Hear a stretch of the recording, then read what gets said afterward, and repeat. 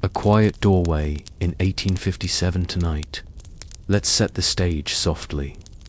If you're enjoying these slow human stories, a quick like and subscribe helps a ton.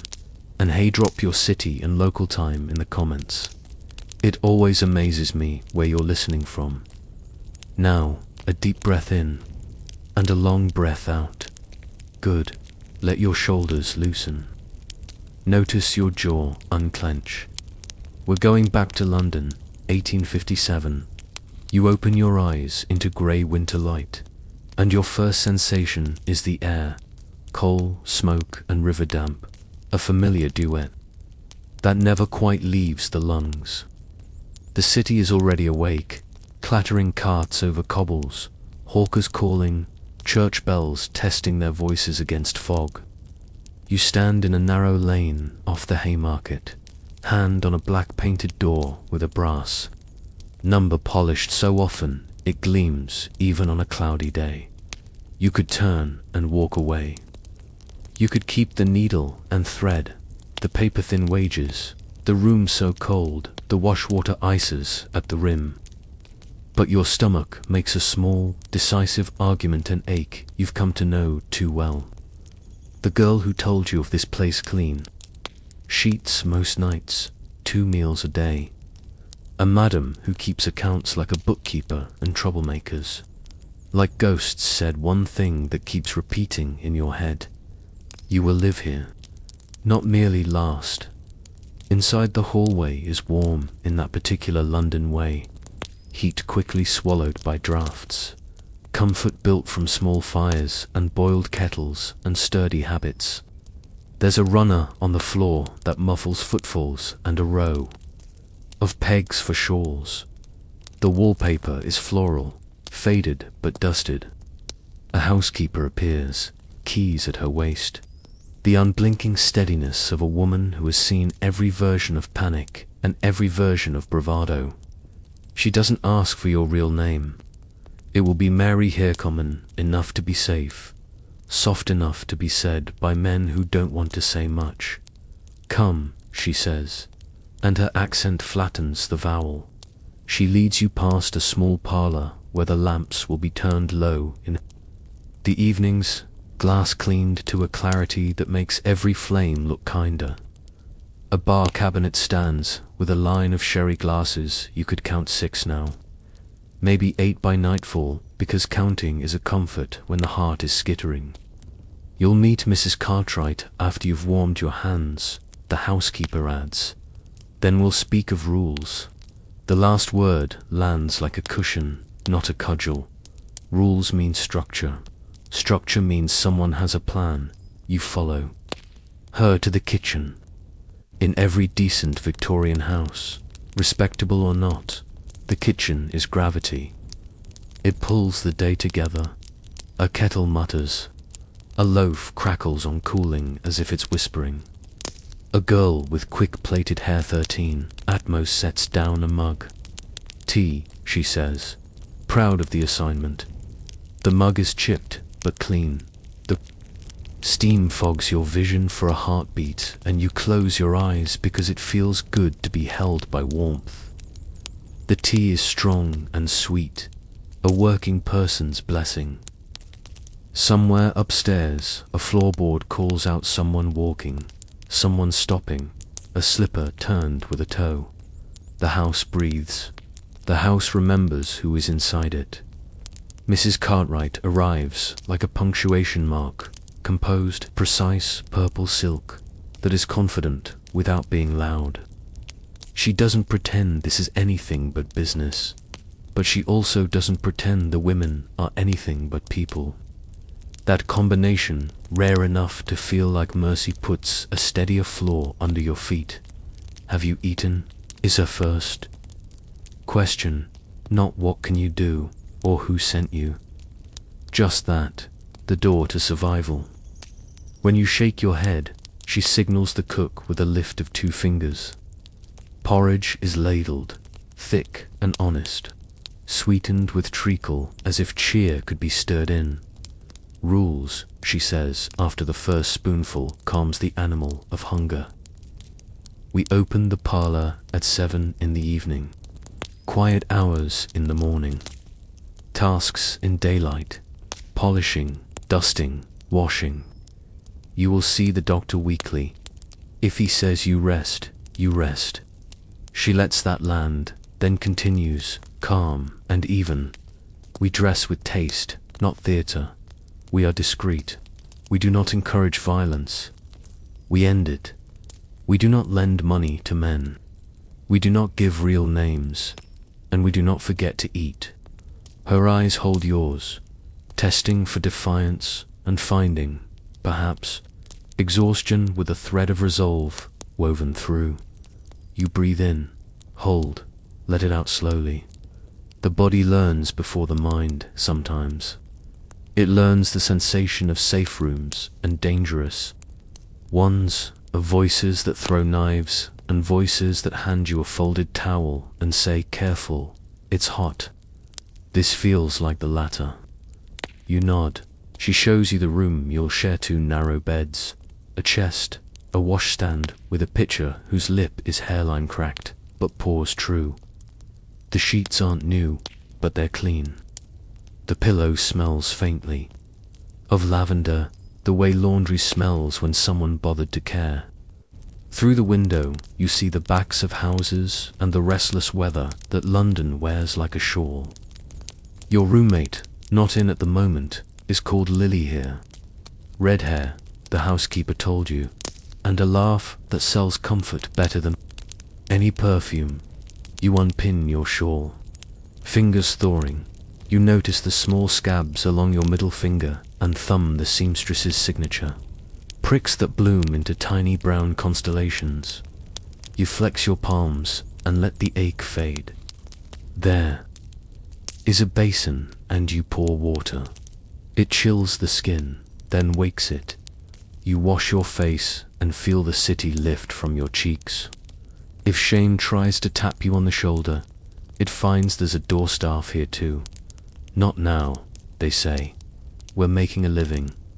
When you come back to the hallway, the house is announcing its daily symphony. Brush on velvet. A quick laugh in the kitchen. A boot scraped clean at the threshold. The doctor's bag thuds somewhere below, like a blunt exclamation point. You'll meet him later. On a weekday the house calls health day, and he'll ask in a kind, tired voice if anything feels different. If you've had cough or pain or discharge, and the questions will be clinical without cruelty, because not all kindness is tender. Some kindness is just the refusal to look away. Breathe, the housekeeper says, as if she's overheard your thoughts. We do work here, yes, but we also live here. The we is deliberate. Women like you hold the roof up with both hands, even when no one outside gives you credit for the load. In the afternoon, you learn the parlor. Routine, lamp glass wiped to a clarity that flatters. Decanter placed where the light can warm it. Biscuits in a dish. Cushions dressed with the sort of care people offer for money and wish the world offered for free. Every repetition is a lullaby to the nerves. Fold, smooth, set, step. Your shoulders lower a notch. Your breath deepens. The rhythm takes you in when evening draws its veil. The gas is lit with a careful sound, the TCHF and Blue Mand. The house seems to glow from inside its bones. The mirror gives you back a version of yourself with less grey at the edges. Hair, pinned. Dress chosen for colour, not price. You've never owned silk before. You don't own it now. The house does, but the way it kisses the skin is its own negotiation. You think of the cold rooms you came from, of fingers cracked and bleeding into linen that would fetch a London lady a compliment. And you think, here, at least, warmth is not a rumour, a knock. The first one, not loud. A man aware of the street. Mrs. Cartwright's voice goes professional, just slightly lower. The tone men pay for because it feels like acceptance. In the parlour, you sit with a cup of tea not at the bar. That's for the man you listen to the small signs. How a chair receives a body. How a glove is folded. Those early fragments that tell you who is entering your evening. Not the name. Those are malleable. The needs. You may bring Mr. Avery a sherry, Mrs. Cartwright says to you, as if this is ordinary, because it is. Your hands are steady. The glass finds the man's fingers with a bright, soft clink. Contact so brief it could be an accident, and a bridge so small it could be a wire. Thank you, he says. His cuff is crisp, but the skin at his knuckles is rough. A shop owner who still opens crates, middle years. Eyes rimmed red with coldem days. His first questions are the safe ones men ask when they want to pretend. This is a drawing room. You answer in a way that keeps the game intact without sacrificing your sense of self. 2 sentences about the weather. 1 about the concert everybody claims to have heard. Then quiet, letting him set the next note. When it arrives, loneliness, in the shape of a question, you recognize it. You don't have to name it for the transaction to work. You only have to hold it gently for an hour. Upstairs later, alone for a breath. You wash quick, hygienic, not penance. The basin water clouds, then clears. You change the sheet efficiently because order is part of your peace. Downstairs, the parlor lights breathe lower. A clock with a careful voice tells you the hour, as if it's encouraging your feet towards sleep. You lie down in a bed that is yours, not a customer's bed. Not a rented cot under a draft, but a bed you'll return to, and you let the city's distant thunder become a blanket. The hard edges of the day soften. The housekeeper's keys sigh. Somewhere, Lily laughs, the sound landing like a promise that in the morning there will be jokes about bread ends and crooked hairpins and men who think their secrets are unique. You turn your face toward the cool pillowcase and feel an impossible luxury, your own breath, unhurried, unjudged, in out, the lungs right there, steady script. You made a choice at a quiet doorway. You stepped into a life that the newspapers will condemn, and your stomach will thank, and your bones will survive. No one writes the names of women like you in the fine ledgers, but the city runs on the labor. No one wants to see. That's its oldest secret. You know it now. Sleep comes in the way that mercy sometimes does, not loudly and not as a reward, but as a right. Asterisk the house and its heart welcome back. Settle your shoulders, unclench your hands. We'll move slowly tonight, like someone learning to trust warm water in and out. Good houses have anatomies. Respectable homes boast drawing rooms and nurseries. Public houses brag about their tap rooms. Churches treasure their naves. A brothel at least a decent, well-run Victorian one lives by its kitchen, its parlor, and its staircases. Those are its heart, its face, and its spine. Start in the kitchen, the heart. Morning here is not glamorous, but it is generous. The cook talks to bread the way some people talk to cats, soothing it into rising. The kettle works like a mill, horse back and forth from the range, and every mug placed on the table recognizes the hands that will hold it. Tea, porridge, sometimes eggs when the delivery is good. No one speaks of dinner during breakfast. That's a house rule, superstition turned into sanity. There's no business talk until afternoon. In these hours, the news is weather, a temperamental hinge, what the fishmonger shouted down the alley. It's ordinary on purpose. Ordinary keeps panic from setting up house. The housekeeper, Mrs. Winters here, with her buns so tight the day can't muss, it truns the schedules. She's the metronome you fall asleep to without noticing. Sheets sent to the laundress on Thursdays. Coal rationed so the parlor never looks cheap and the bedrooms never freeze. She is not unkind, but she is allergic to nonsense that has saved more women in this city than any hymn book. If a gentleman in a hurry forgets discretion on the threshold, she disciplines the air around him with a look. She also keeps a small, discreet fund that appears when boots wear through or a cough needs tonic. She doesn't mention it. The fund is a house secret, a soft corner in a hard city. The parlor its face is set to look like visiting, not commerce. That's important because it covers both reality and dignity at once. The chairs are plush without boasting. The curtains are heavy enough to hold back drafts and questions. Lamps are turned to the angle that flatters skin without lying entirely. A bowl of sugared almonds sits near a stack of tiny plates. A well-run house knows that a man who chews quietly tends to speak softly. Silence here is curated, not empty. Teacups with thin rims make ordinary tea taste like an invitation. Up the stairs, the spine everything becomes choreography. Bedrooms. For the women who work here are separate from rooms where customers are received. It means you always have somewhere that belongs to you, and that yours can be spoken without negotiation. Your roommate, Lily, pins her hair in the mirror and talks about the seaside the way other girls talk about weddings. She has a deaf ear from factory noise, so she reads your face as much as your lips.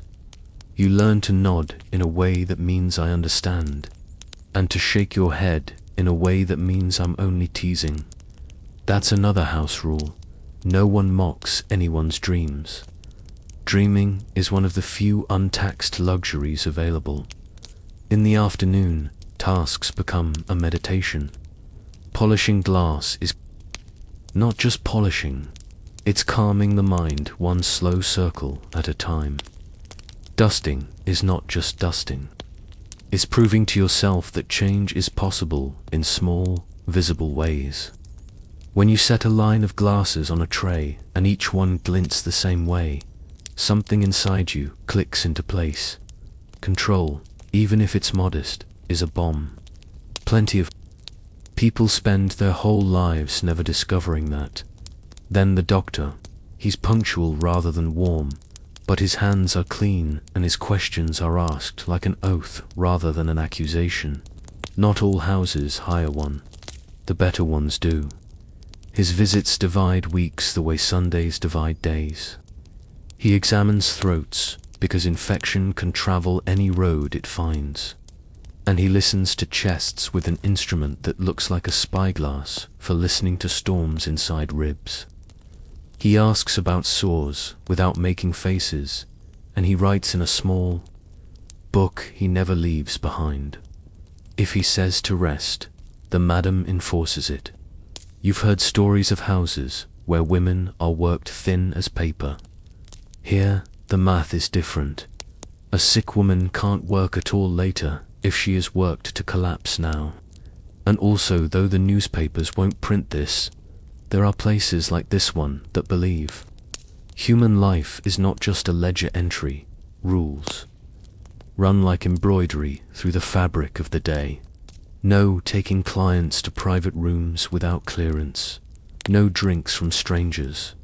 No debts to customers. If a man becomes rough, there is a bell under the table in the blue room that summons two women and, if needed, a driver from the alley who looks like he lifts barrels for fun. The bell's cord trails under the table edge like a cat's tail. Your hand finds it when a voice changes pitch in a way experience has taught you not to ignore. The bell isn't romantic, but it is honest, and it has a better record of saving women than romance ever did. Clothing is an ecosystem of its own. Day dresses are sturdy and mended, practical as umbrellas. Evening dresses carry drama in subtle ways, dark blue that makes a neck look like a moonlit thing. green that tells a story about eyes, burgundy that says I am warmth on purpose. The house expects taste. This is not the music hall. This is a performance of care for how the room looks, for how a man wants to be seen, for how a woman claims her space in a world that insists it's not hers. Fabric is an argument you can win without speaking. Cosmetics are minimal and practiced. A dusting of rice powder, a touch of rouge blended like a secret, hair glossed with a pomade that smells faintly of lemon. Perfume is an accent, not a confession. Too much, and a man thinks of the stage. Just enough, and he thinks of whatever picture he came here to purchase. Youth. Chic, the idea that someone in the city was happy to see him tonight. The performance is not about lying. It's about arranging the truth so that it doesn't cut. Money speaks quietly but carries the loudest consequences. Rates are set by the house to avoid chaos. Tips are yours and slide into a small purse you count like prayer beads after midnight. The house takes a share because fires do not feed themselves and sheets do not wash themselves and lawyers cost. More than shame, you keep a second purser, less obvious one, because life in London has taught every working woman the same lesson. The first coin is for today, the second for a door you can open without asking. Come evening, light changes, mood like a host flipping the record. The parlor glows. Someone puts almonds in the dish again, because someone always takes more than one, and you'd rather refill than say no. The first arrivals are sometimes lonelier than the last. Middle clerks with clean cuffs and tired eyes, travelling men who learned to keep secrets in railway compartments, a widower who wants to talk about a dog he lost 10 years ago. You learn the shapes sorrow takes when it puts on a waistcoat. You learn the shapes desire takes when it wants to wear kindness as a costume. There's laughter too, and not all of it is bought. Women in houses like this one have a way of finding the seams of absurdity. A man who brags about his Paris education and mispronounces boulevard. Another who believes his stamp collection is a love language. You exchange glances that say we spotted it without saying we judge it, because judgment isn't the business model. Understanding is understanding, and a kind of stagecraft that lets everyone keep their dignity at closing whenever the house declares that word by lowering the lamps and stilling the air. The face of the place relaxes. The parlor returns to being a room, not a theater. Chairs breathe out. The mirror stops, holding itself tall. You boil water for washing, and the steam writes soft question marks against glass. Someone slips bread and cheese onto a plate and turns it into supper. There's a kind of democracy around a kitchen table after midnight that you won't find in any club on Pall Mall. Climb the staircase, the spine of the house, and you feel it. The whole structure has carried you up to work, down to food, up to sleep, down to quiet talk. That's what spines do. That's what houses like this can do when they're run by women who know that the world is not kind and have decided that within certain walls it will be held to a better standard. You blow out a lamp and catch your own reflection just before the flame surrenders. There you are, not a morality tale, not a cautionary poster, not an angel nor a devil, but a person who figured out the numbers and made the numbers blink first. You think, briefly, of the door you chose this morning. Then you think of the pillow. You will meet in minutes. The distance between them is what survival looks like. Breathe in, breathe out. The house's heart slows. Yours joins it, asterisk. Daylight work, nighttime work, tonight. We match your breathing to London's long, even stride. In, 2, 3, out, 2, 3. Let the rhythm hold you while the city puts on its different faces. Daylight, a ledger written in soap and starch. Nighttime, a ledger written in lamplight and talk. Between the two runs a narrow bridge called routine, and in 1857 a woman, like you, crosses it twice daily without looking down. Morning begins with small proofs that the world is still, workable. The coal scuttle is not empty. The kettle does boil. The bread does rise. You tighten the laces of a daytime corset, not the theatrical one, and you claim comfort where you can find it. Wool stockings pulled snug, boots laced over warm socks, shawl wrapped in a figure eight that lets your hands stay free. You sweep. The bristles write their quiet music across boards, still remembering last night's heels. You dust with care, because dust is democratic and lands on everyone's things, rich and poor alike. There is something steadying in erasing evidence without erasing yourself. Laundry is an index of realities. Houses don't discuss in parlors. Sheets into baskets. Towels set aside. A basin foams. Water turning opaque. Then grey. Then clear, as if it is deciding to forgive. You ring with strong forearms and peg things onto a line that cuts the tiny yard in half, like a horizon. Breezes off the river arrive wearing the scents they always wear. Tar, wet rope, cooked cabbage from someone's pot, smoked the colour of old coins. You squint up at a sky that can't make up its mind. That's London, whether a parliament of clouds, arguing by gesture. There are errands, hairpins from the haberdasher. A ribbon not because vanity rules, but because colour is part of how you tell yourself you're still a self. Writing paper ruled cheap because letters that are never sent can still save a day. You pass a bakery and buy a jam tart because sweetness doesn't have to justify itself. In the stationer's, a clerk asks if you write to a sweetheart, and you let him keep the story his question implies. The streets hold you without holding you up. Your dress is plain enough that no one looks twice. That anonymity is a luxury. You carry it like a hidden coin. Back at the house, the daylight work concludes with small triumphs.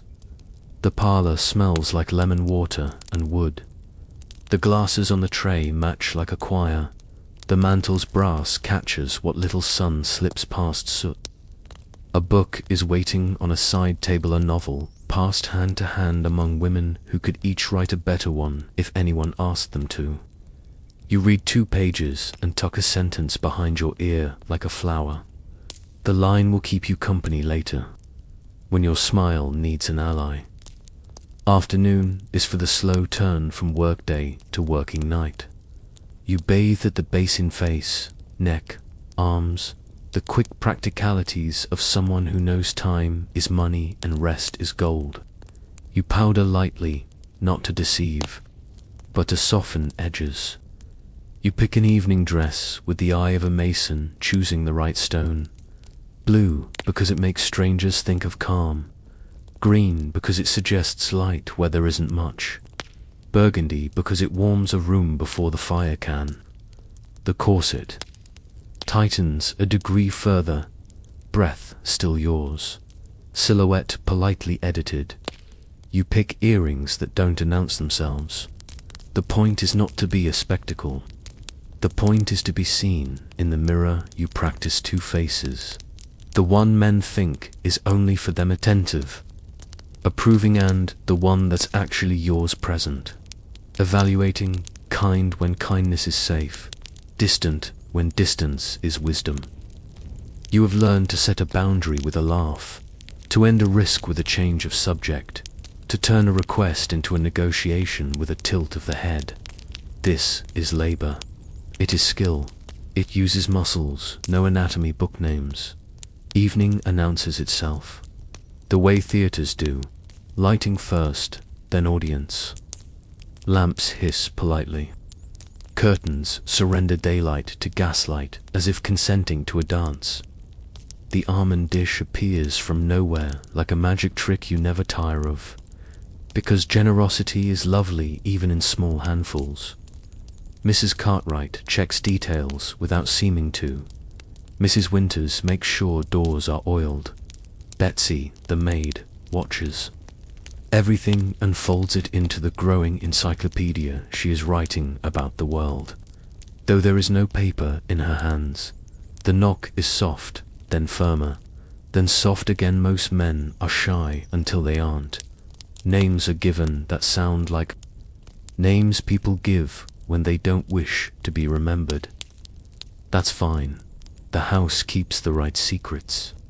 You pour sherry with a wrist that's learned grace and guard at once. Thank you, a man says, and his tone tells you whether he's buying a performance or asking for a human moment. Tonight, you get both kinds. Conversation lays out its cards. Whether the latest rail schedule, a theatre scandal someone swears is true. You offer opinions that are interested but not intense. Not because you don't have thoughts, but because people come to this room to be less lonely, not to be corrected. Now and then a man wants precisely the opposite. He asks what you read. He has questions about money and women's wages because he's read a pamphlet that bruised his conscience. You talk about numbers without apologizing for knowing them. You speak softly because the house is for sleep stories as much as it is for waking appetites, and also because power whispered is often more persuasive than power shouted. Upstairs, behind a latched door, the performance changes.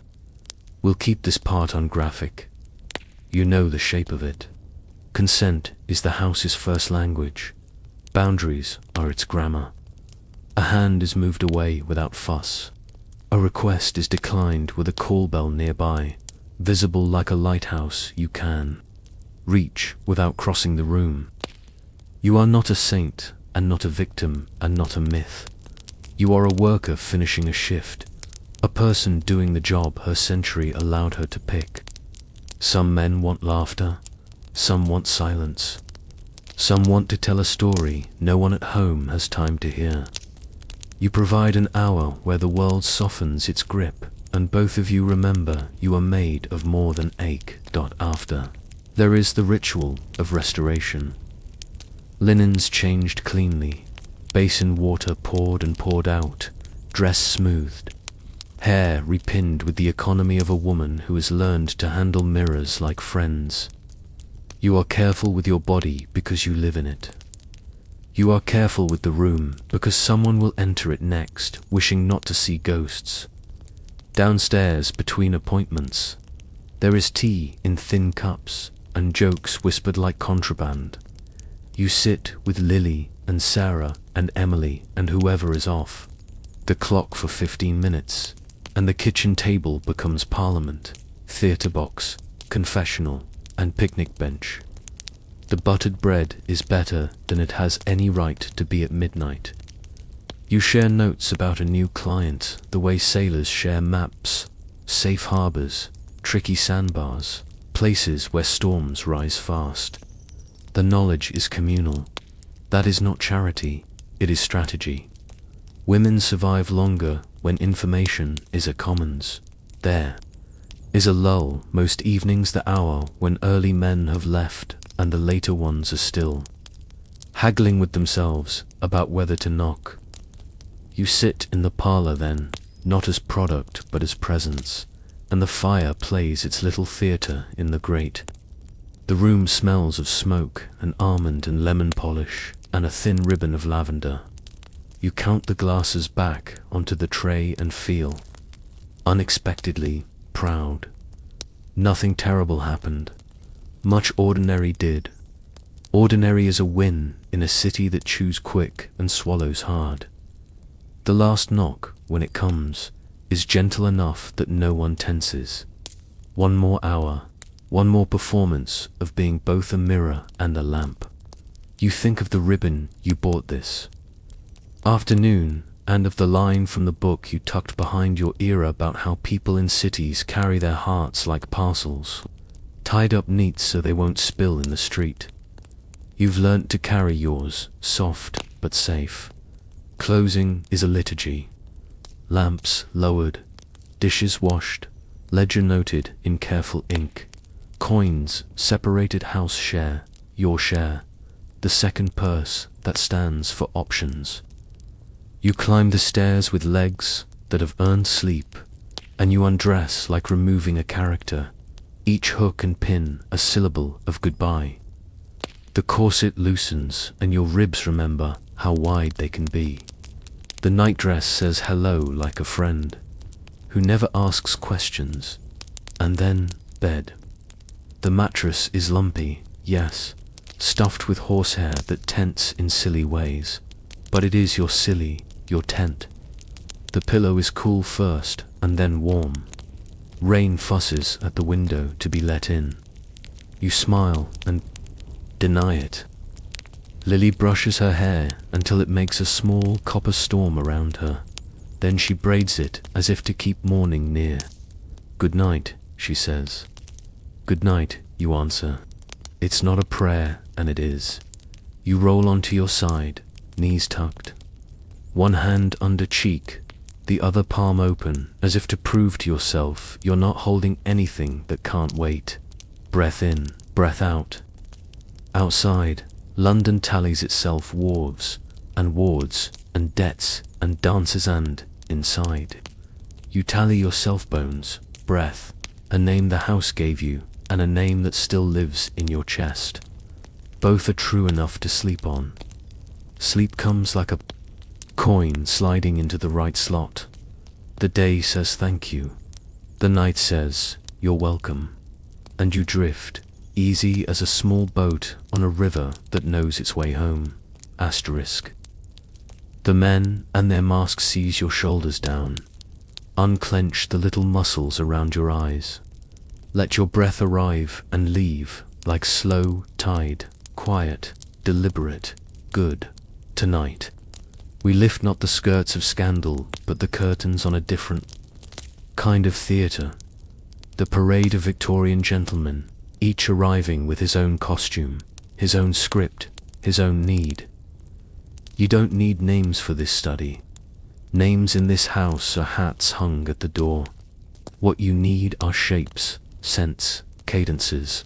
You need the way a glove creases when someone is anxious, the click of a watch lid that opens too often, the scent of cigars that pretend to be courage. Start with a novice. He knocks, then almost knocks again, then pretends he didn't knock at all. He has borrowed bravado from a friend and keeps checking its fit.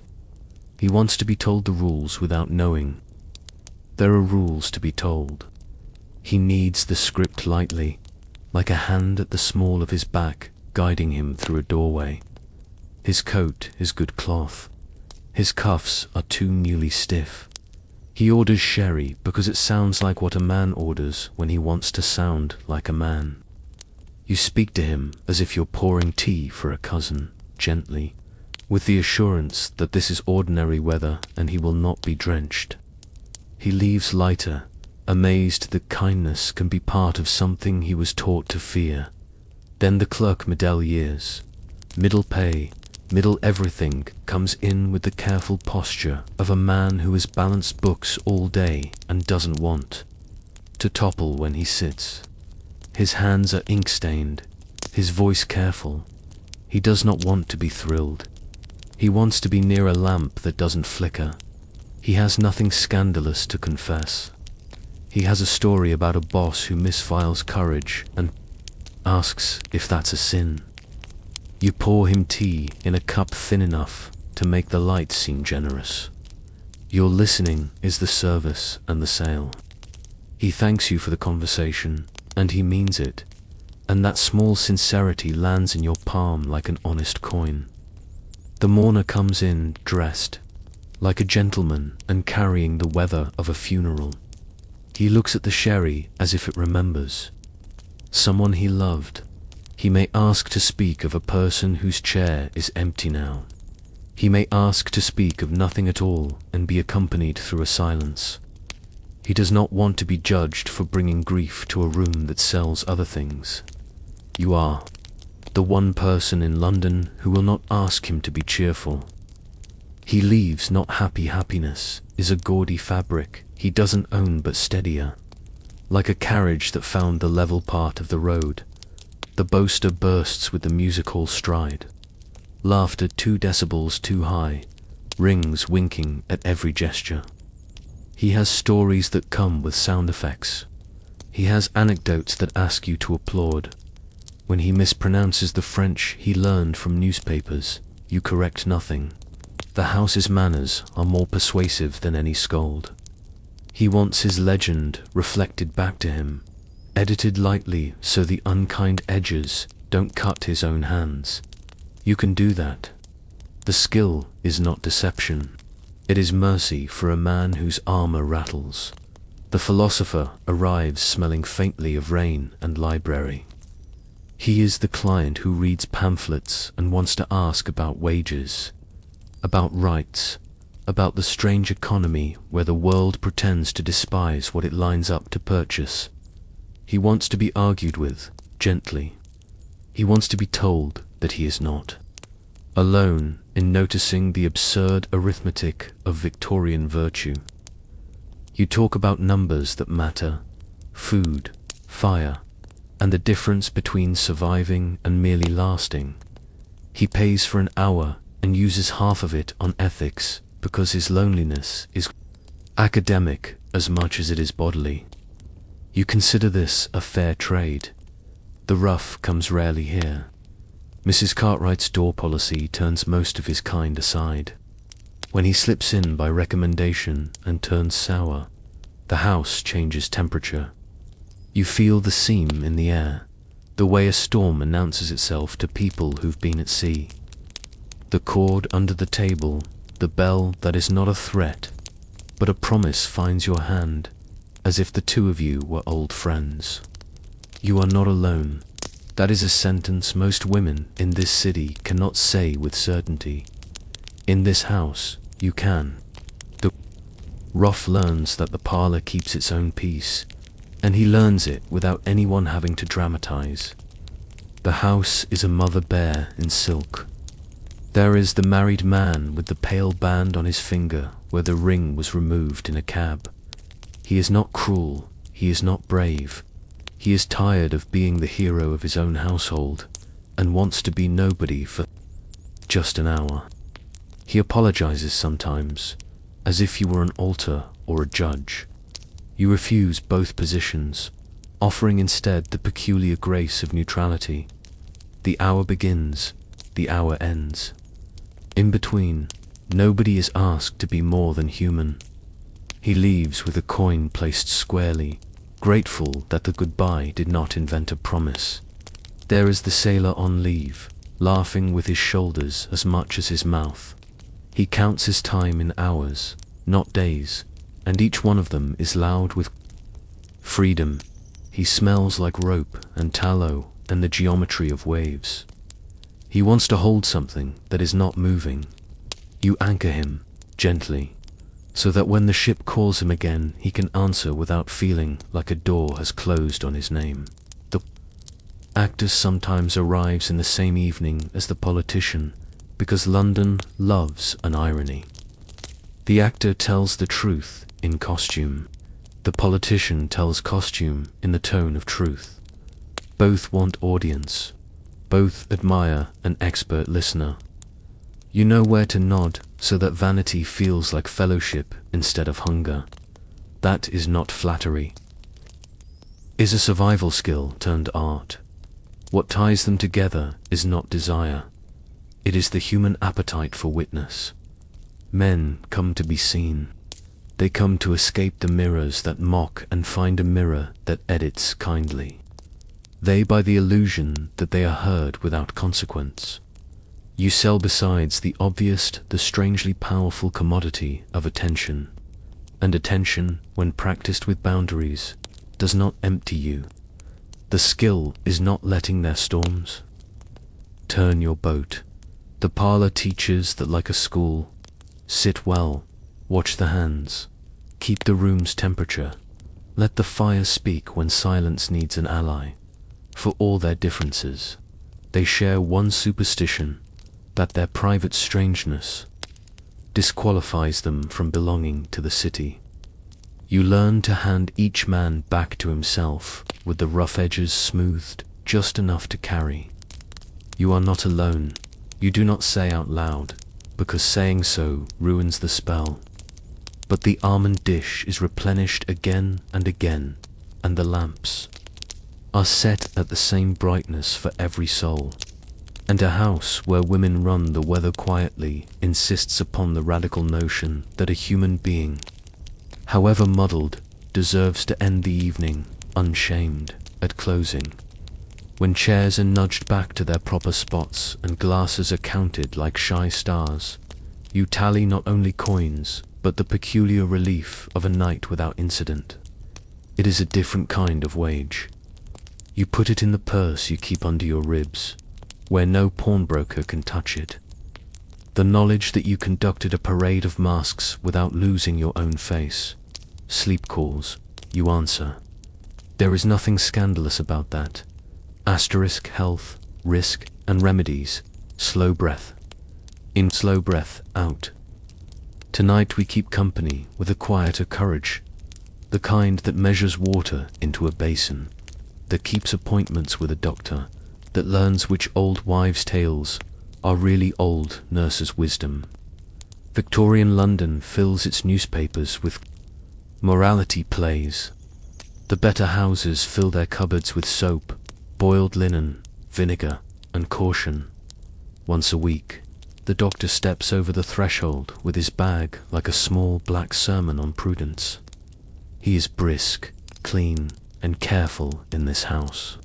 In others, he is not invited at all. He asks about cough and fever, about sores and aches. He uses clinical words because they are tools, and tools save time.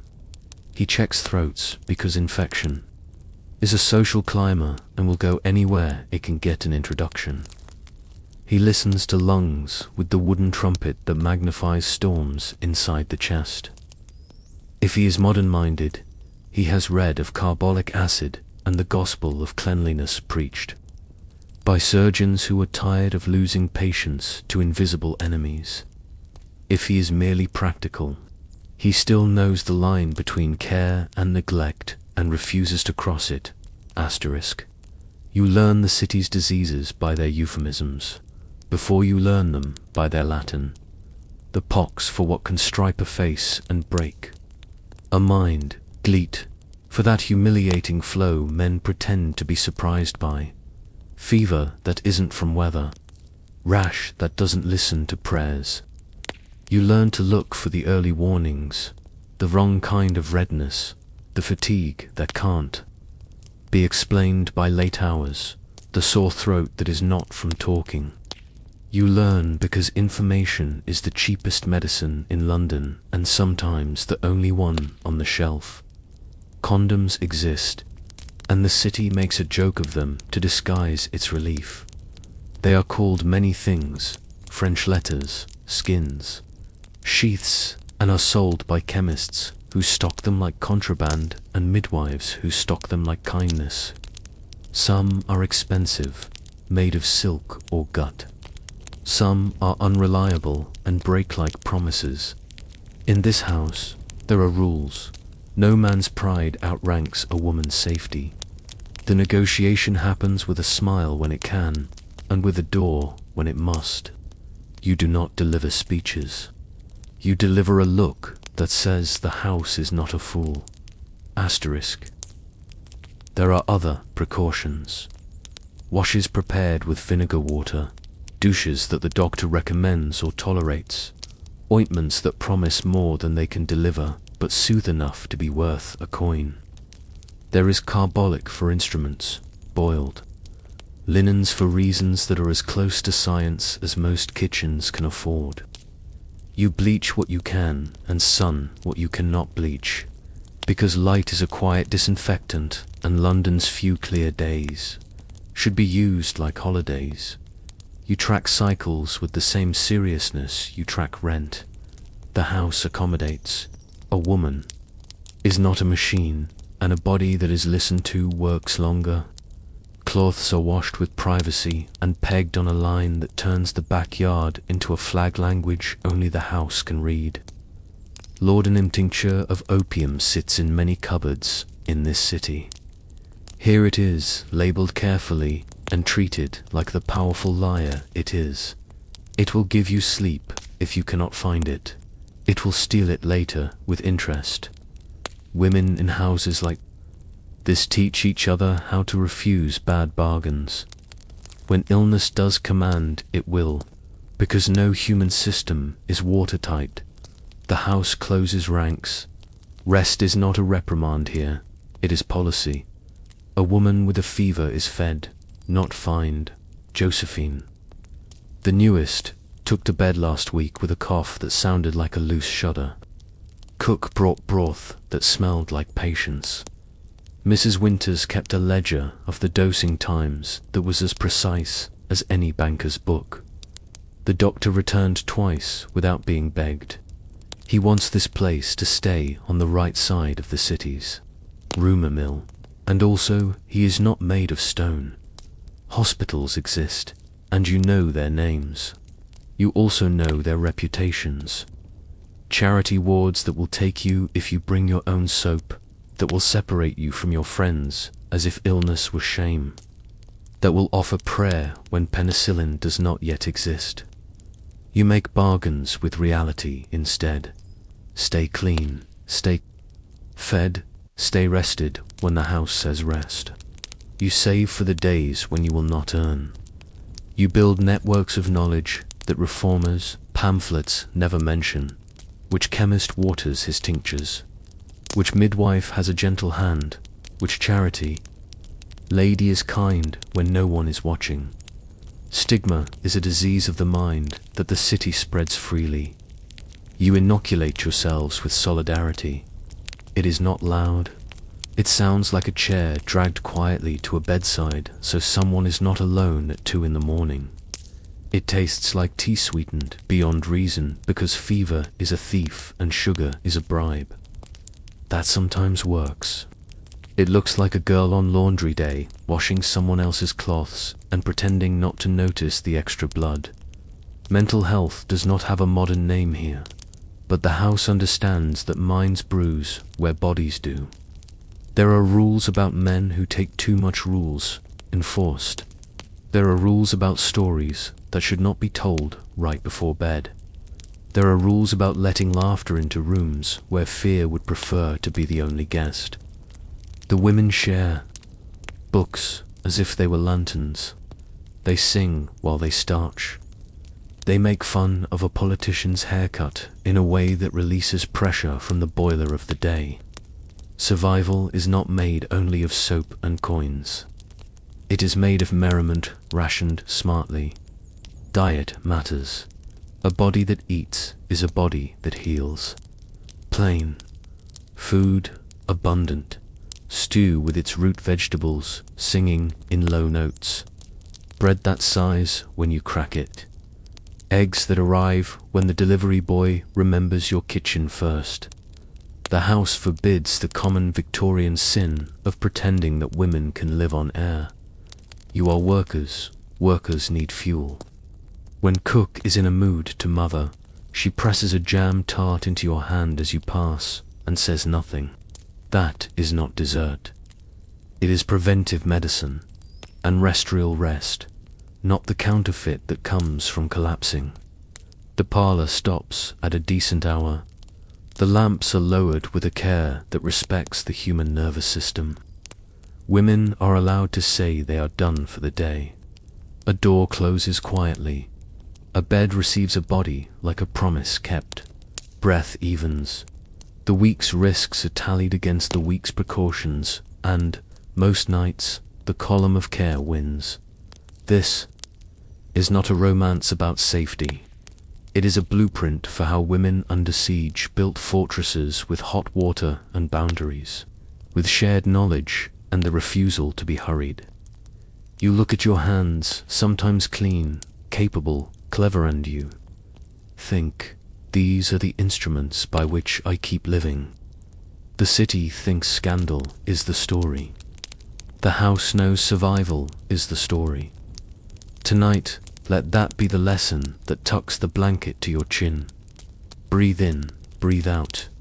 Health is not guaranteed, but neither is harm. In between lies a household that has chosen, deliberately, to side with life. Asterisk money math settle in let the day fall from your shoulders like a shawl placed on a peg.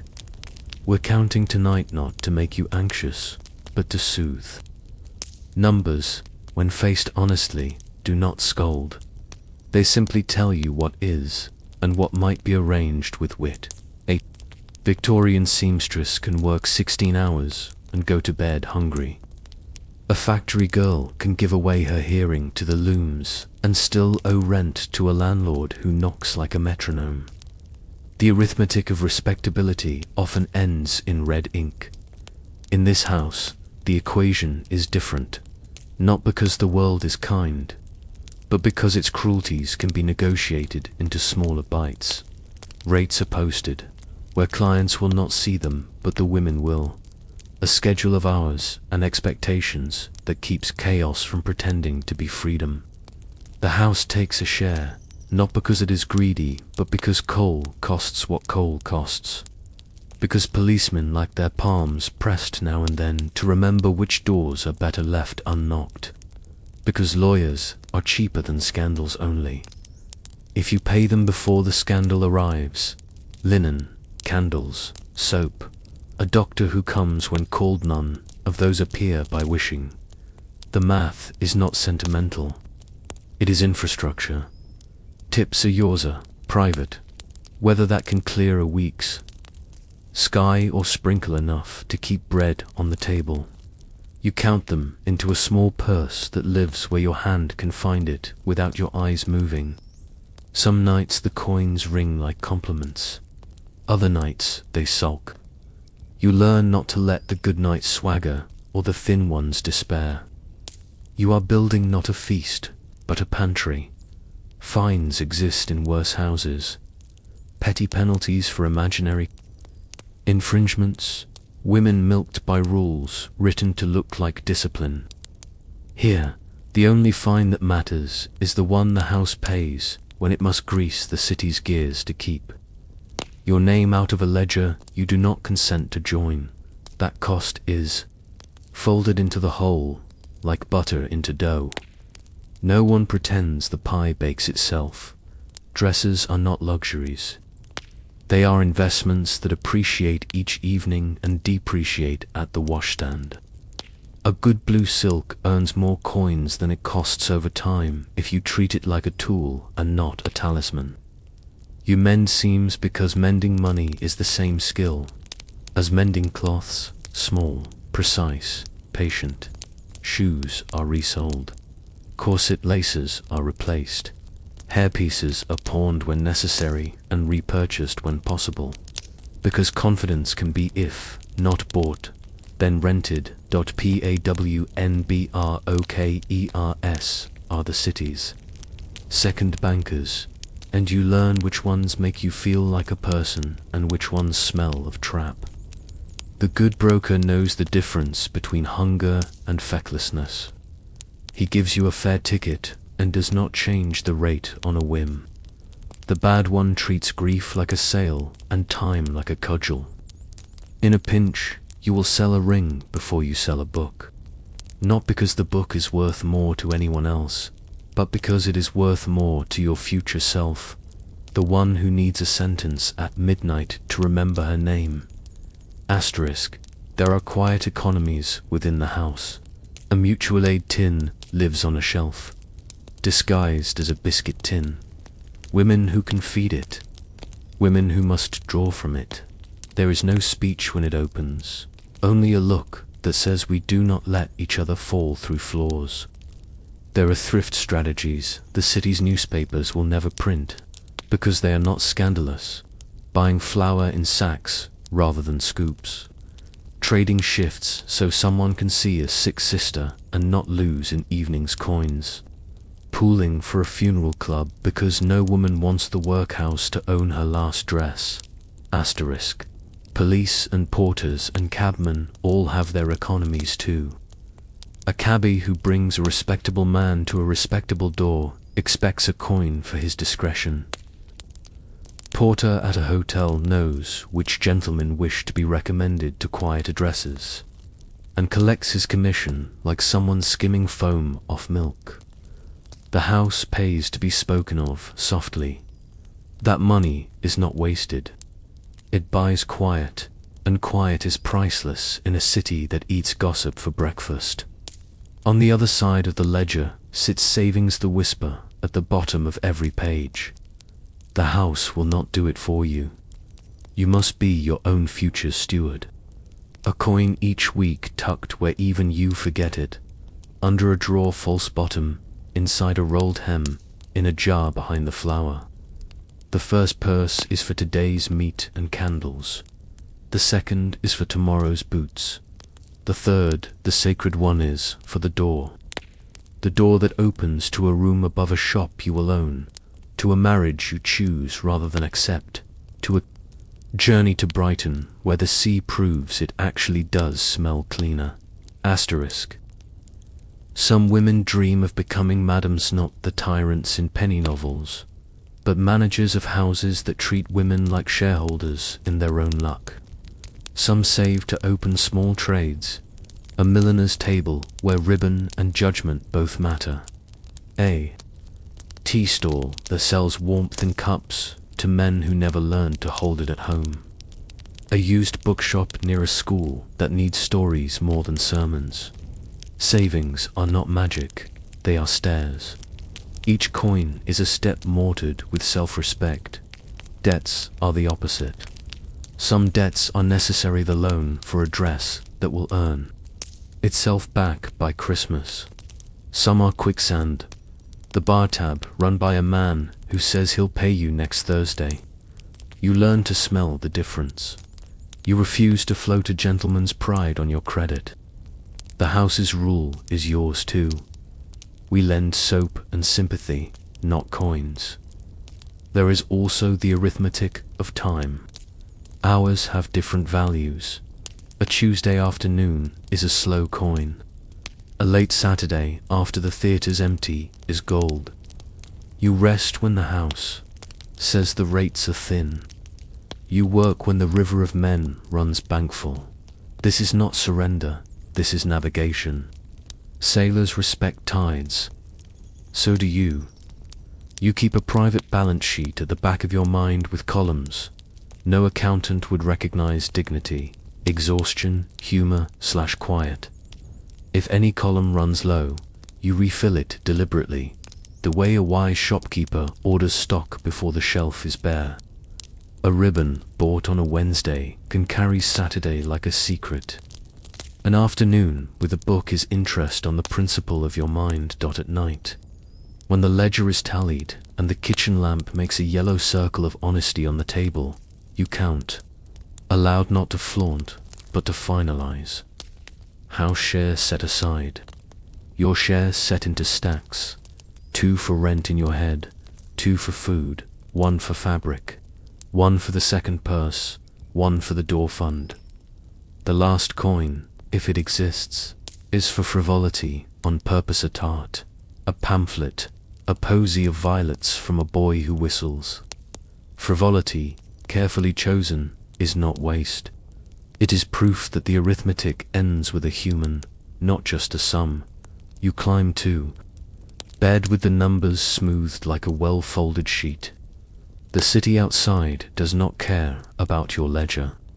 That is the city's defect, not yours. You care, and caring is how tomorrow gets paid for. Sleep comes to those who have made an appointment. With it, and you have. The account is closed for the day. Balance carried forward. Interest in the morning paid in birds and bread and women's laughter over a kettle. Rest now. The math will keep until breakfast. Asterisk, outside the door, streets, theatres, reformers, raids, newspapers, anonymity. Settle your breath. Shoulders soft, jaw loose. Imagine the city inhaling and exhaling with you, London. 1857, coal smoke and frost, carriage wheels and church bells. The endless shuffle of boots that sound like rain even when the sky is clear. Inside the house, the lamps speak in warm vowels. Outside consonants, clop, clatter, shout, she. Tonight we step past the painted door and let the street introduce itself by daylight. The Haymarket is commerce rehearsing its lines. Porters bend their backs like question marks beneath crates. Stamped with ports you've never seen, Le Havre, Hamburg, Boston. A lamplighter's boy naps against a post, cap pulled down, dream tipping into a puddle of daylight. Costermongers sing their prices in key with the bells, whelks and winkles. Cresses fresh, ribbons as blue as any lady's eyes if you squint. A boy runs messages with the ferocity of a sermon. On a corner, a sandwich board man wears disappointment. Like a coat, advertising a play nobody will see until payday. Come evening. The theatres spill their audiences like bright water. You stand with a paper packet of hairpins in your pocket, and you can feel the heat of life sliding past, velvet and starch. Feathers that argue with gravity, a gentleman's laughter, a half note too high, the small stealthy hands of pickpockets, skimming like minnows. The city is not unsafe so much as it is unsupervised. You learn to navigate it like a river that respects only those who respect it first. Gin palaces glitter on corners like promises made under gaslight. Inside, mirrors multiply men into confidence. Outside, women count who comes and goes and sell. Pies from tin trays that leave the wrist smarter and the rent closer to paid. A brothel is a house, not a parade float. Nothing on its face declares its trade. Clean curtains, a brass number that catches light, that's all. Anonymity is architecture, here painted into the door. Brushed across the girl's day dresses, stitched into the madam's voice when she says, "Good evening, sir," as if she has said it to him outside a church. Not everyone walking past your door wishes you well, but not all who frown wish you harm.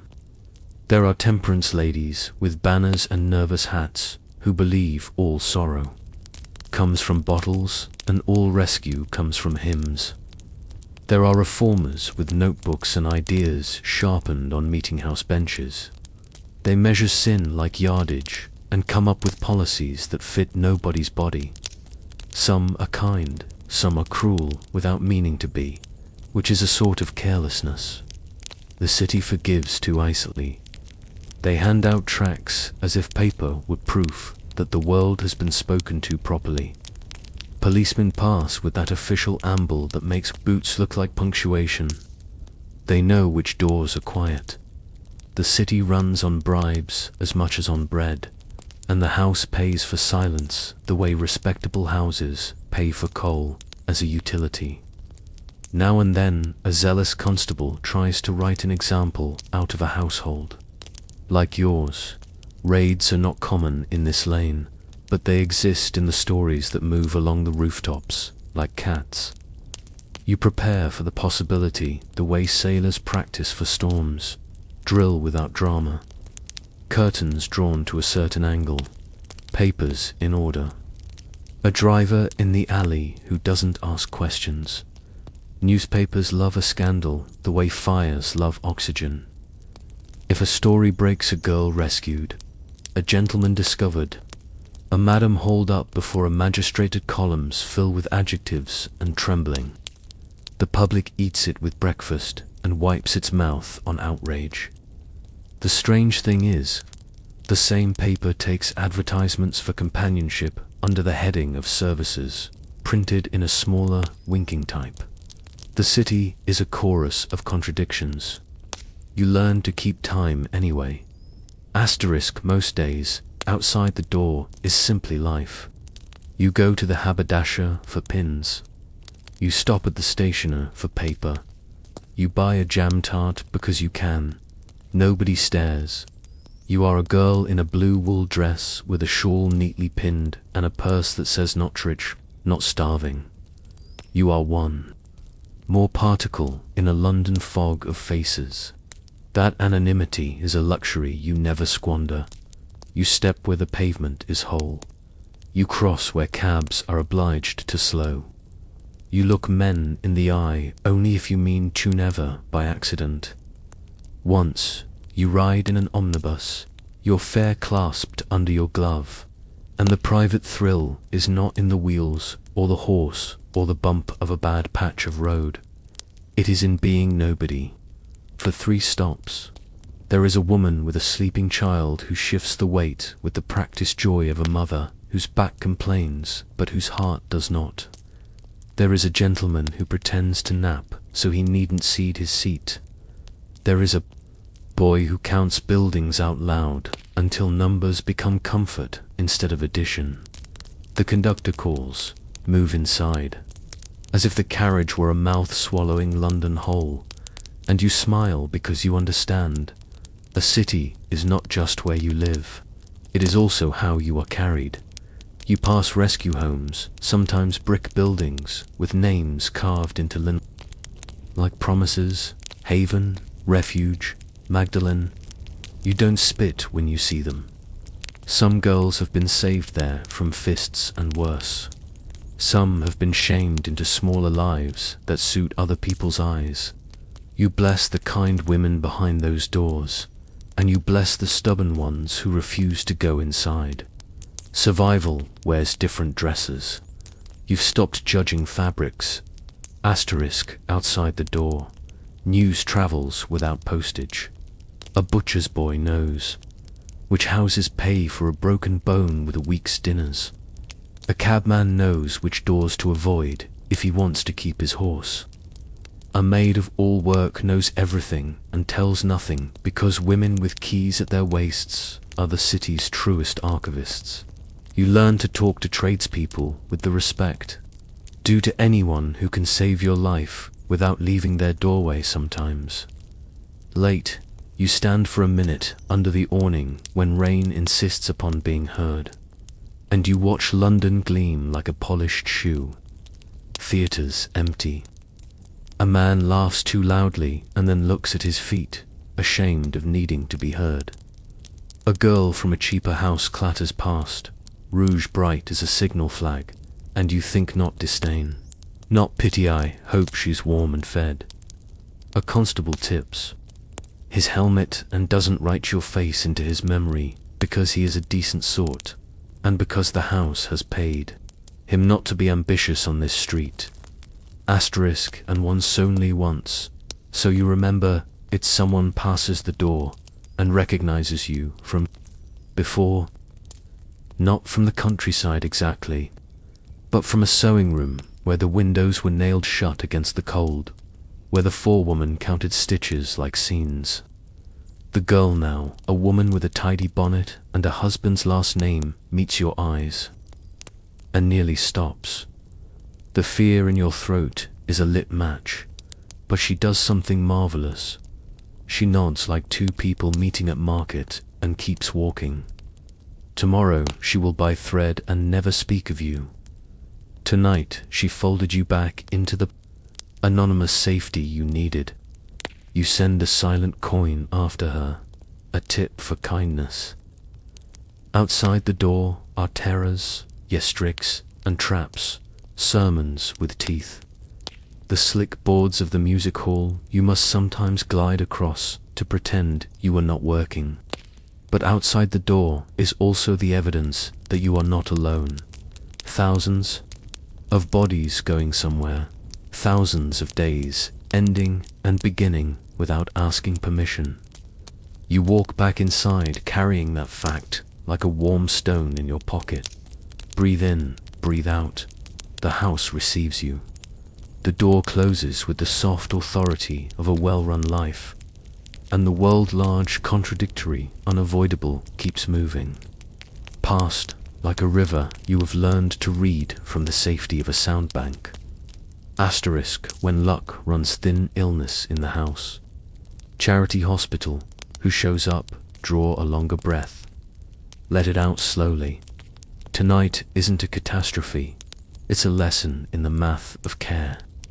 Even houses that run on soap and routine sometimes meet what the city scatters. Sickness in the body, fear in the air, the long thin line between preparation and prayer. Josephine is youngest, new enough that her city steps still tap count their way down the hall. She carries sadness like lace under her dress, visible to anyone who looks, invisible enough to pass in most rooms. A cough begins as weather, then insists on a name. The doctor is called not by panic, but by habit. He listens and frowns not dramatically, but with the seriousness of a man who has weighed too many lungs and knows when a storm has set up residence. Rest, he says, and here rest isn't punishment, it is policy. Mrs. Cartwright writes it in the daybook with the same pen she uses to tally earnings. The house obeys. Josephine is escorted not to shame, but to bed. Sheets changed, window cracked to a safe inch, fire coaxed to a steady tongue, kettle ordered to keep breathing. Cook turns broth into advice and spoons it into a girl who looks smaller against pillows than she did in her good blue dress. Illness brings visitors that are not men and not customers. Duty, with its sleeves rolled. Tenderness, pretending to be a scold. Humor, sneaking in disguised as kitchen gossip to keep fear from taking the whole room. Betsy, the maid, pads in with hot bricks wrapped in flannel like parcels of heat.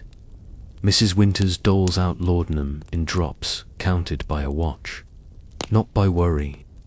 Sarah sits and reads 2 pages of Dickens in a voice that smooths the rough bits.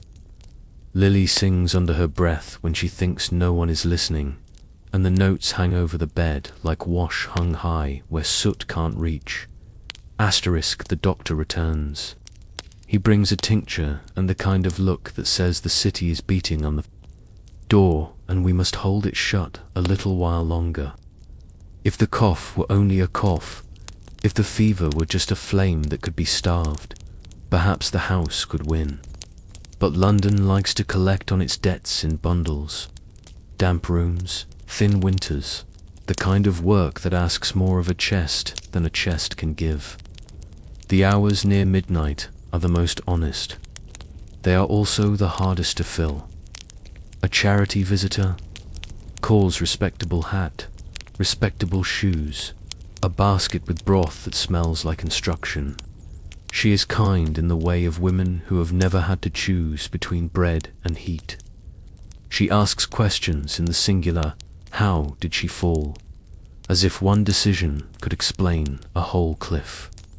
Mrs. Cartwright receives her with the patience of a woman who has learned the value of not teaching every lesson she knows. The visitor leaves behind a prayer book and advice about repentance.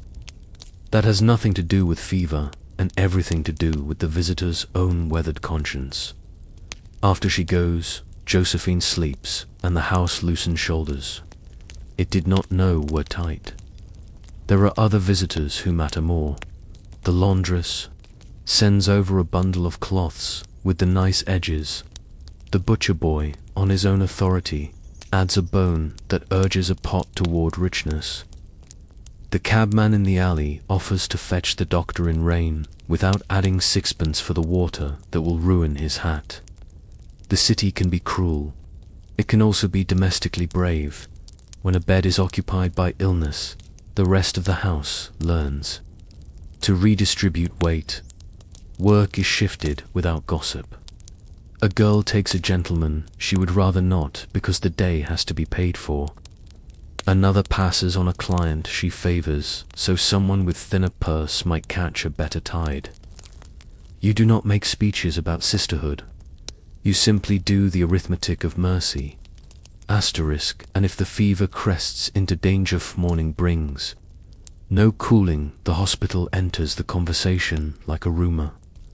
Charity wards are cleaner than they used to be, and dirtier than they ought to be. The beds line up like sentences written by a stern aunt. The nurses are a pantheon, the tender, the tired, the bored, the brusque. You cannot bear the thought of leaving Josephine there, unnamed among names written on slates. You cannot bear the alternative either. The doctor weighs it: air, rest, broth here versus supervision there. He chooses home for now. We'll keep her, Mrs. Cartwright says, with a firmness that only looks like softness. She is not arguing with the doctor. She is arguing with the part of the city that believes women are interchangeable. Night nurses itself. You take a watch, the hours when the clock's ticks sound like soft footsteps on a dock.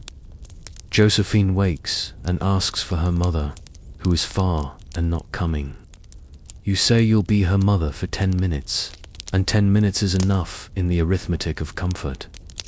She sleeps again because you learned how to tell the story of the seaside without making promises you can't keep. Lily relieves you at 3, humming the hymn her grandmother used to hum during power cuts that never existed because power cuts have not been invented yet. The point is not accuracy. The point is that women keep lights burning with whatever fuel is handy. Songs, jokes, the steady pouring of water from one cup to another because the sound tricks. A fever into remembering the river. Josephine lives. The cough recedes like a tide that forgot something on the shore and may come back for it someday, but not today. Her color returns by teaspoons, not by ladles. The first time she laughs, she looks surprised, as if a bird flew through a closed window and found it was open after all. Luck, then, was not only luck. It was cooked and carried, watched and washed, portioned wisely and guarded politely. It was the doctor's bag and the cook's ladle and the maid's hot brick and the madam's ledger and the housekeeper's drops of opiate sparingly.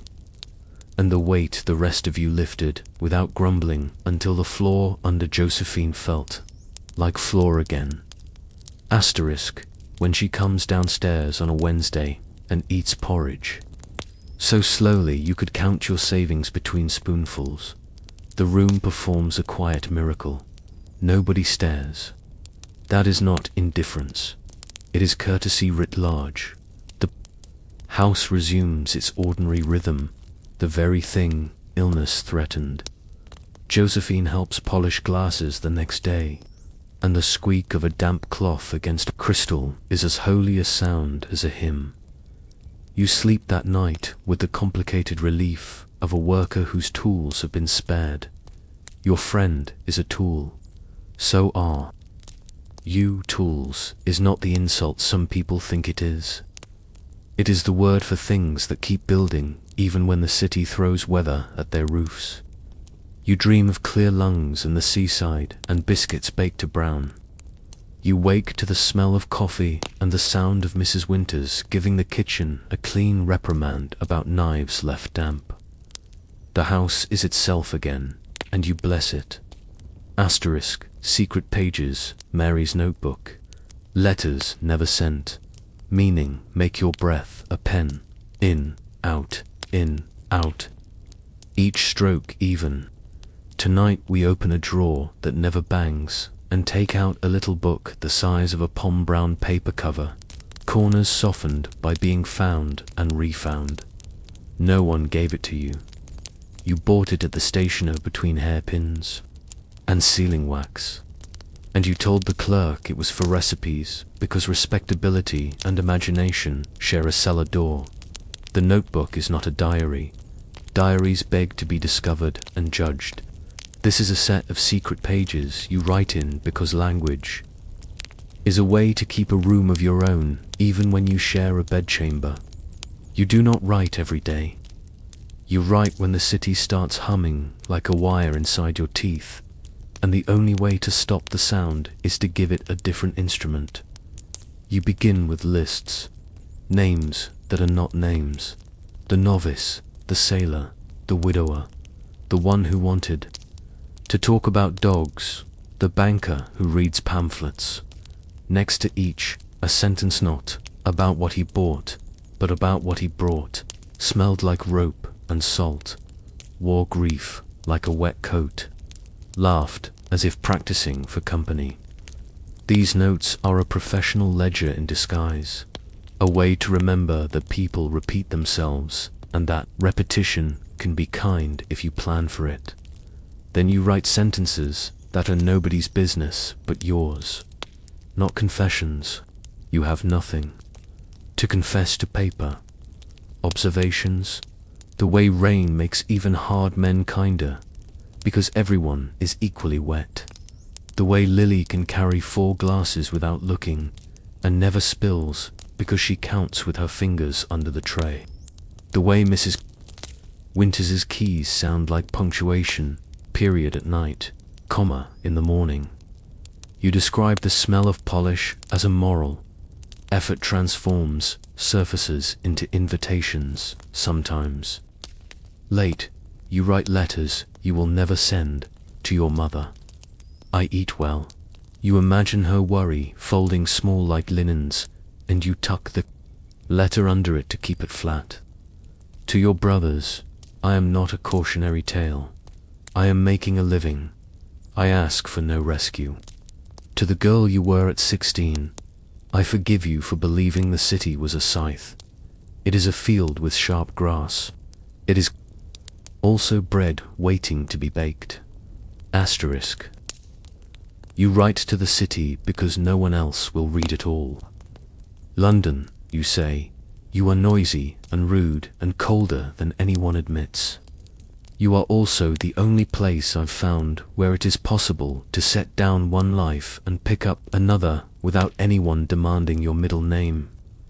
If this sounds like love, it is the practical kind to people who share a kitchen and take turns with the best chair.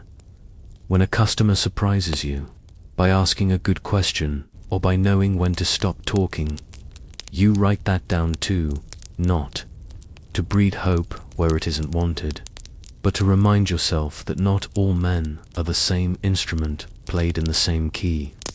Variety is not romance. It's relief. The notebook also holds arithmetic, coins in, coins out, the second purse growing, the door fund not yet respectable but not ridiculous. You learned in the sewing room to count stitches so the forewoman couldn't cheat you out. Of a hem, you learn here to count nights so you can't cheat yourself out of a future. 1 ribbon equals 3 tips. 1 book equals 1 Saturday. 1 train to Brighton equals the cost of a month, maybe 2, if you travel in winter when no one else does. Poems sneak in when you are tired and want to say more than a sentence can carry. They are not for publication. They are for your pulse. 4 lines about the stage door girl who wants to be a singer when the fear loosens. 6 lines about the way terraced houses all look the same and hide entirely different weathers. A sonnet, because you dared that rhymes sherry with ordinary and makes you laugh enough to keep it. Poetry is not a profession for you, but it is a tool, like starch, like thread, like the knowledge of which men will tip for talk and which ones must be guided by silence. Asterisk, there is a page where you catalogue the small, good things, the ones a newspaper wouldn't print because no one would pay for the ink. Mrs. Cartwright pressing a coin into Betsy's palm for boots that don't hurt. Cook leaving the butter box open so the morning toast can boast. Sarah taking someone's Tuesday because Monday was thin.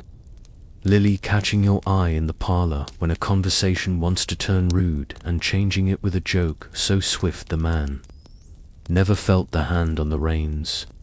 You write them down not because you'll forget, but because collection is a kind of reverence. The notebook is your private liturgy. When something threatens to turn you into a stock figure, fallen woman, working girl, angel, devil, you write a paragraph that contains your real silhouette. I can lift one end of a mattress alone. I can tell good silk by touch. I can count, change without looking. I am kind without lying. I am tired without being tragic. You close the book and put it under the lining of your chest, the false bottom over the truer one. Secrets deserve carpentry. Once Lily catches sight of you, writing, and asks, not nosy, "Is that a letter?" You say, "Yes," and she says, "To whom?" And you say, "To the person who lives in my head," and she nods as if you have explained tea. That is what friendship looks like here. Recognition without inspection. Near the back, you begin drafting the speech you will give to no one when you leave. It is not grand, it says, "I was here, I worked, I learned women's names, I paid the city in polish and patience, I took what was offered, I did not take what was not." If anyone wants to call it sin, they may, but they should also pay the butcher. You will never need to read it aloud. You needed only to write it, and on the very last page, because you are sentimental in a way that does not embarrass you, you list the things you will miss.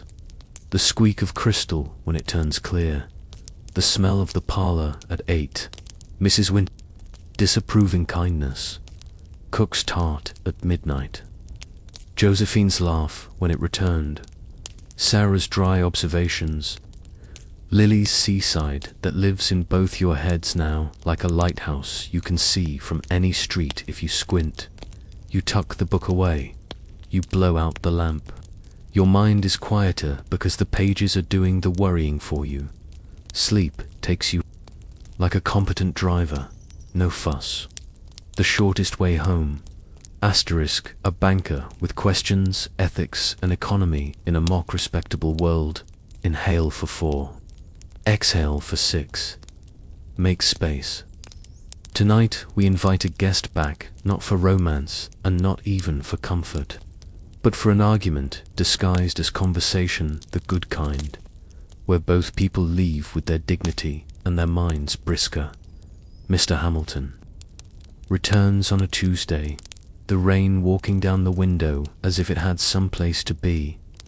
He is the sort of man London produces when a boy with numbers grows into a man with ledgers, clothes that do not apologize, hands that smell faintly of ink and citrus, a face that looks like it knows more about risk than about theatre. He pays in the office with the mechanical respect good houses deserve, and accepts a sherry with the gratitude of a person who has learned the value of polite rituals. "May we talk first?" he asks in the parlor, and the question is not a test, and not a trick. You say, of course, because talk is a coin you can spend all night and still have change. He has brought a pamphlet, very earnest, very small print, on the condition of women employed in unregulated trades.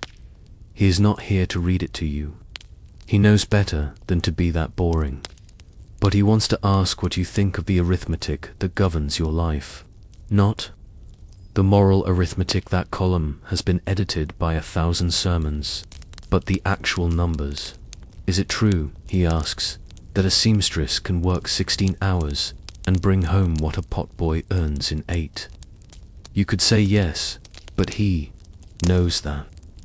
You say instead, it is also true that her window is nailed shut against the cold, and her fingers bleed into the madam's linen so the lady who wears it may never suspect what it cost. Asterisk, he nods as if you have deposited a coin that he did not know he was missing. And here, he asks, and the word here is an admission that the pamphlet doesn't cover houses run by women who understand the balance between profit and decency. Here, you say, we eat, we rest when ill, We see a doctor. We pay for quiet. We save. You do not romanticize it. You are not auditioning for charity. We also sell something the city says it doesn't want, but keeps buying anyway. He looks at the fire for a long breath, then says, "Is it?" Wrong. He is not asking you to absolve him. He is asking if he is buying harm with his hour. You evaluate the man and the question at once. It is work, you say. It is not the same as love. It is not the same as theft. It is a hired room in which people are gentle and honest for a time and then put their gloves back on. Wrongness is a blunt knife. It cuts poorly. He laughs, not mockery. Relief at hearing a tool named properly. You are very clear, he says. Clarity is cheaper than lawyers, you say. And he smiles like a man remembering a joke from school, upstairs. You let the conversation attend the intimacy rather than the other way around. No details here. We keep our pact with sleep and modesty, but imagine two people choosing not to disappear into roles entirely keeping. A few sentences lit between them, as if ideas were candles that make even good rooms kinder. He asks about your savings, not the amount, but the plan. You tell him about the second purse and the door fund and the feeling of safety. That is not a man with a title, but a jar with a weight. He tells you about compound interest as if he were revealing a magic trick, and you inflect your eyebrow in a way that tells him women invented compound interest with coal and time, long before bankers wrote it in italics. Asterisk after when the clock in the hall says the hour in a voice that knows better than to shout, he lingers not to make a claim but to ask a better question. What would improve your life most within the system as it exists?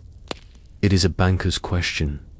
He believes in systems the way sailors believe in tides, but it is also a human question. You answer without drama.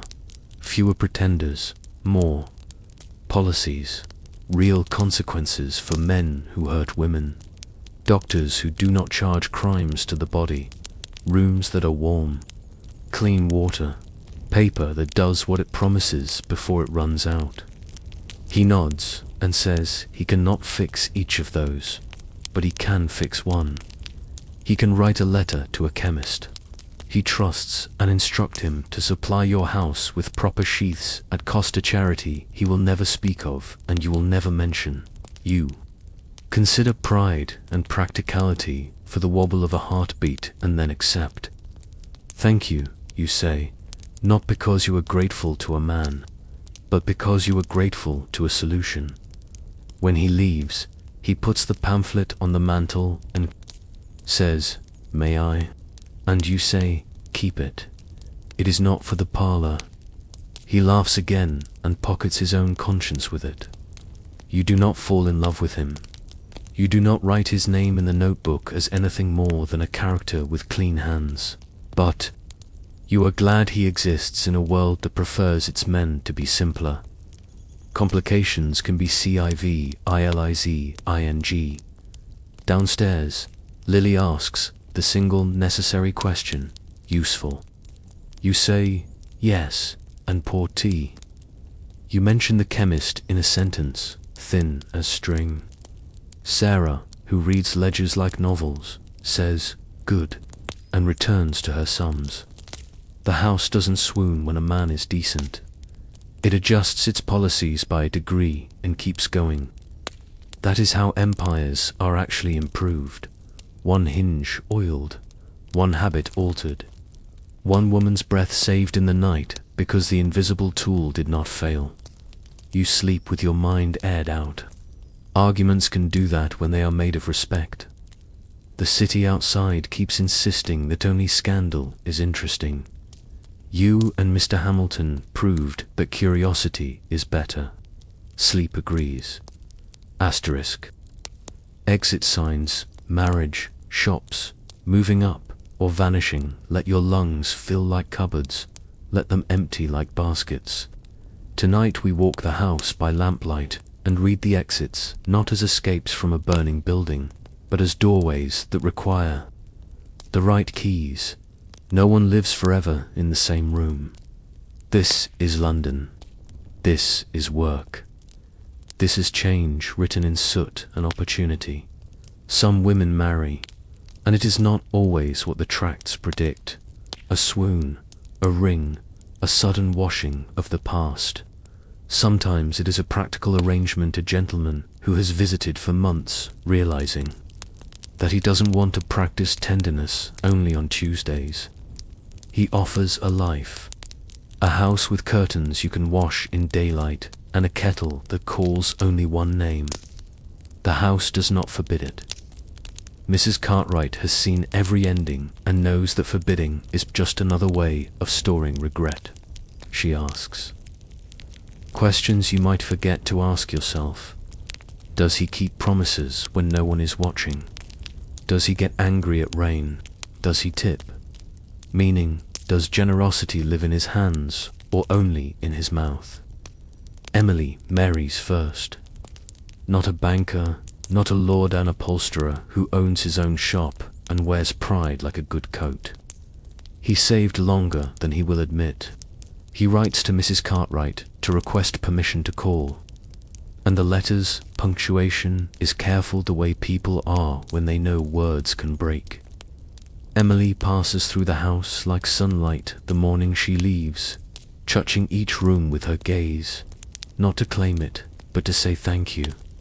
There are tears, and there are not. Women in houses like this learned to cry where salt will not stain. Others open shops. Sarah, with her ledgers and her cool temper, puts coins into the second purse until the second purse becomes the first. She buys a small draper's table near a school and sells ribbon to girls who want to look like queens and to mothers who know the price of laundry. She employs a cousin because family is cheaper than trust, but sometimes actually earns trust. She keeps a stool behind the counter for women who need to sit. Her sign is simple. Her windows are clean. Her life is hers. Asterisk, Lily dreams the seaside out loud so often that one day the house starts answering. A customer with connections hears the dream repeated enough times to become a plan. A place in a lodging house in Brighton, open and merry and smelling of salt instead of coal. The departure is not a rescue, it is a transfer. She goes with £5 in a hidden hem and a letter from Mrs. Cartwright to the proprietress, a woman with eyes like polished spoons, reflective and kind.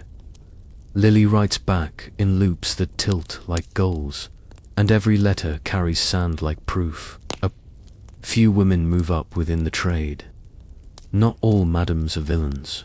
Some are administrators of survival with a taste for quiet and a memory for names. Mrs. Winters, the housekeeper, was once a working girl who could keep a schedule in her head and a room in order without looking. She did not choose men after a while, she chose keys. Authority is not the same as escape, but it is a way of turning the weather to your side.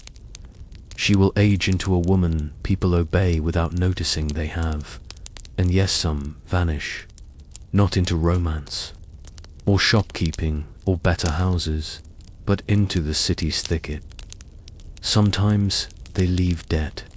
Sometimes they leave only a pair of shoes and a smell like lavender. London is a place where vanishing is a skill as marketable as any other. The house grieves without spectacle because spectacle is expensive. It keeps the bed for a week, then washes the sheets twice, and lets a new girl try the room's hinges. You do not call it heartless to keep moving. You call it the physics of rent. What about you? Your exit sign hangs above a door, you oil yourself. The savings grow, and with them the realistic dream, a small coffee stall near a station.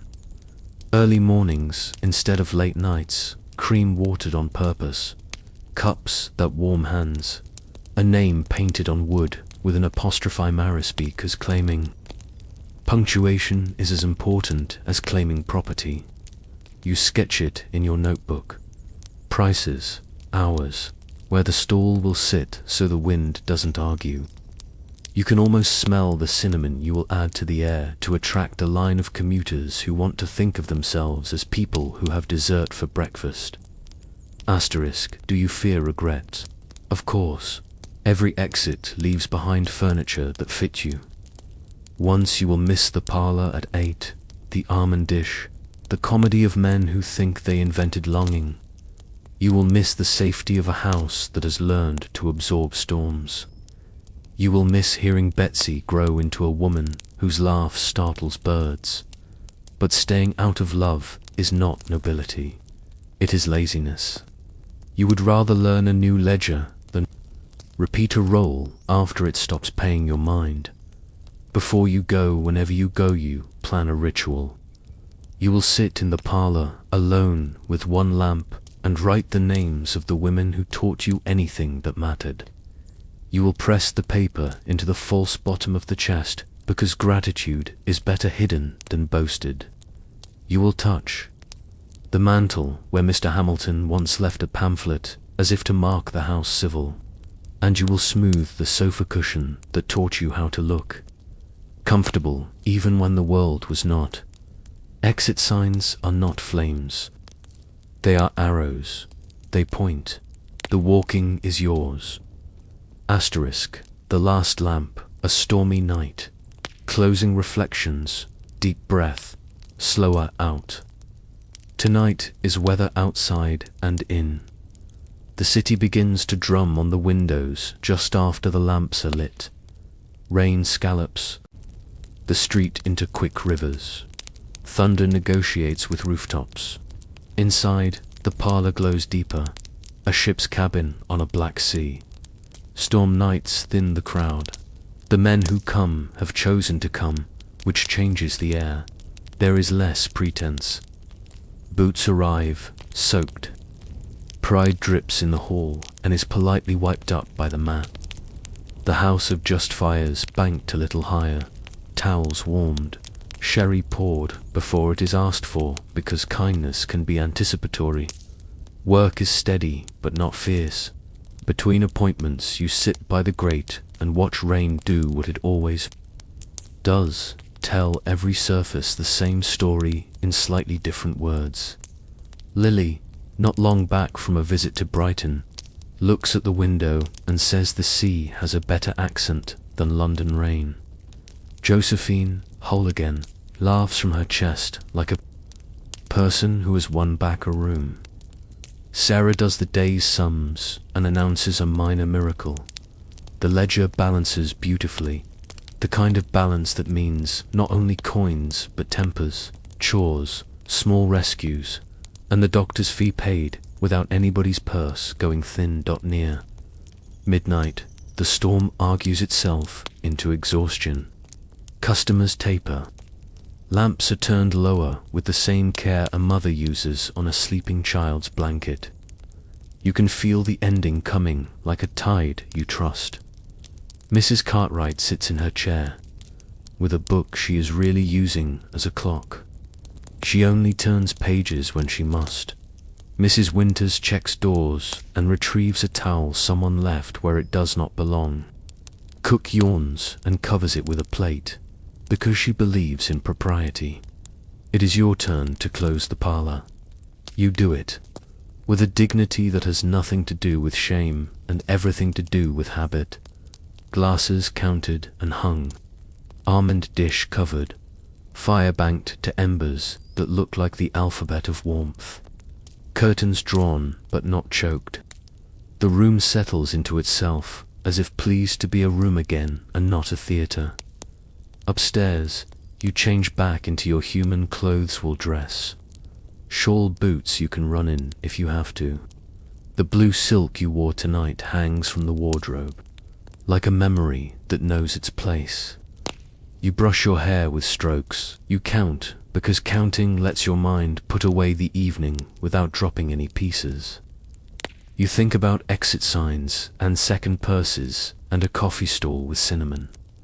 You think about a banker with practical kindness, a maid who will not always be a maid, a housekeeper whose keys will one day be your favorite sound in memory because they meant doors opened when they should and closed when they must.